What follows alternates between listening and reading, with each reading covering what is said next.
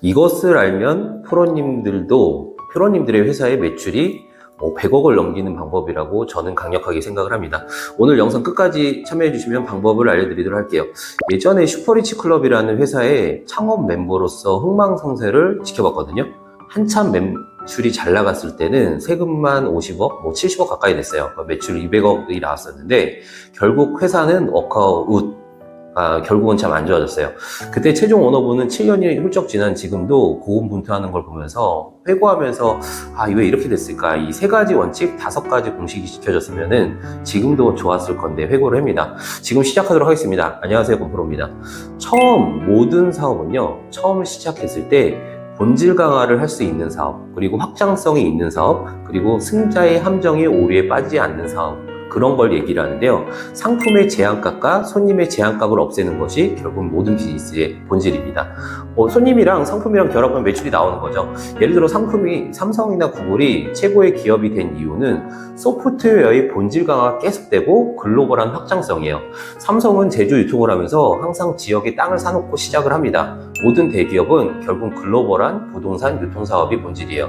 제가 카톡의 대문글에 항상 생각하기 위해서 남긴 글이 있는데요. 어떤 글이냐면은 첫 번째는 트래픽이고, 두 번째는 인지도고, 세 번째는 현금흐름, 네 번째는 아이템 성장률, 다섯 번째는 사회적 가치예요. 근데 이게 다 곱하기 영역이라서 하나라도 부족하거나 0이거나 마이너스면은 회사는 결국 망해요.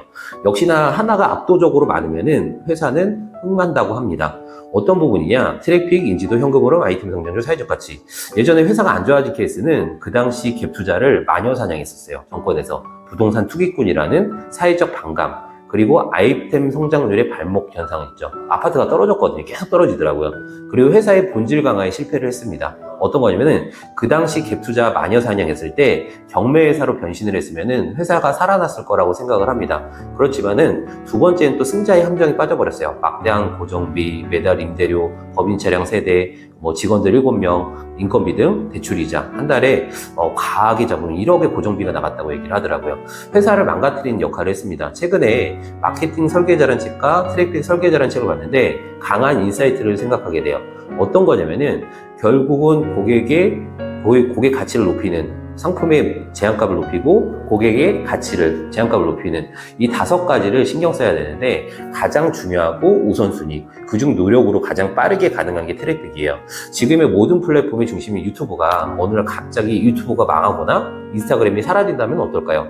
열심히 트래픽을 만들고 열심히 유튜브를 성장시켰는데요. 듣지 못한 대체한 플랫폼이 생겨났어요. 그렇게 떠오른다면요? 우리 회사의 홍보와 광고는 대체 어디서 어떻게 해야 할까요?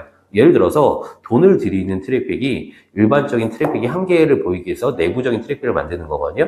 너무나 빠르게 변하는 온라인 환경 속에서 광고나 고객 유치를 다루는 수많은 책이 금세 낡은 책이 되고 갑니다. 기술적인 책들이요. 좋은 제품을 만들면서 알아서 잘 팔릴 거라는 환상을 갖고 있다면 지금 당장 그 꿈에서 깨어나야 돼요. 실제로 좋은 제품은 널리고 널렸어요. 아무리 우리 제품이 서비스가 그냥 사주지 않아요, 그렇게 얘기한다면요, 일반적으로 그러기 위해서 고객을 모으고 비즈니스를 시작한다. 고객을 모으고 시작하는 게 비즈니스의 첫 번째예요. 수요가 있는 트래픽, 고객을 신뢰를 주고 관계를 맺는 게 모든 비즈니스의 핵심인데요. 그 수요가 있는 트래픽이 없으면 더 이상 온라인 창업 고민하지 마세요. 권프로 TV가 온라인 창업과 관련한 모든 것, 오프라인 세미나를 통해 알려드리고 있습니다. 영상 우측 상단과 본문 댓글에 세미나 참석 링크가 있으니 많은 신청 부탁드립니다. 스마트 스토어, 오픈마켓, 유튜브, 오픈 채팅, 자동화 홍보 프로그램 등 다양하게 준비해놨으니 영상의 오프라인 무료 세미나 신청 부탁드립니다. 감사합니다. 그처럼 위태로운 목숨도 없죠. 비즈니스는 어찌됐든 목숨 걸고 하는 게 비즈니스인데요. 트래픽은 고객이고 매출이에요.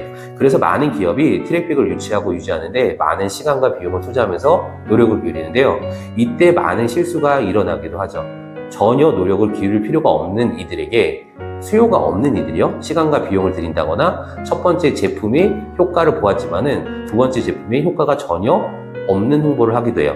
시장에 좋은 제품들은 널리고 널렸어요. 그렇지만은 고객이 필요한 제품들, 수요가 있는 제품들과 신뢰를 주고 관계를 쌓는 거, 트랙백을 만들 필요는 없습니다. 실제는 어떤 트랙백이 기존의 트랙백이 있는 사람들한테 얹혀가는 거예요. 기존의 트랙백을 찾아서요, 그 사람들을 자신의 세계로 끌어들이는 방법을 알아내야 됩니다.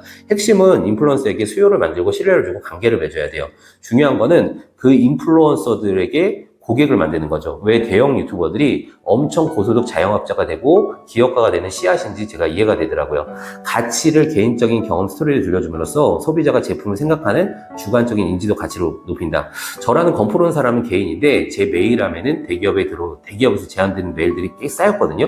그런 거를 좀 볼 수가 있겠더라고요. 인플루언서한테 트랙백을 요청한다. 일부러 단점을 보여주고 약점을 보여줘서 신뢰 사다리를 높인다. 하지만 트랙백이 없으면은 마케팅도 셀즈도 전부 제로에 수렴합니다. 항상 우선 트랙백이에요. 말씀은 쉽겠지만 결코 쉽지 않습니다. 당연히 시간 투자를 해야 되고 그만한 노력이 들어가고 그만한 비용이 들어가요. 하지만 당연한 습관만큼 인생의 위대함은 없다고 합니다.